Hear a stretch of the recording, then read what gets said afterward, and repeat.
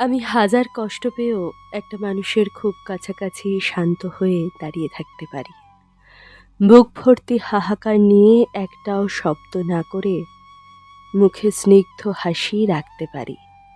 নিজের ক্ষতি হচ্ছে জেনেও বাদবাকি সবাই আমাকে তার থেকে চলে যেতে বললেও আমি এক পা নড়ব না যতক্ষণ না পর্যন্ত সে আমায় তাড়িয়ে দিচ্ছে।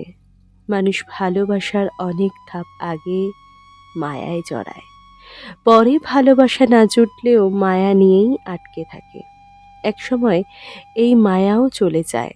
মেয়েদের মায়া কাটতে শুরু করলে ওরা বহমান নদীর মতো ভীষণ শান্ত হয়ে যায়। আর ছেলেদের মায়া কাটার আগের মুহূর্তে তারা অঝোরে কেঁদে ফেলে। এই সময়টা একবার পার করার পর দেখবেন আর কিচ্ছু যায় আসে না। সামনের মানুষটার থাকা বা না থাকা সমান হয়ে যায়।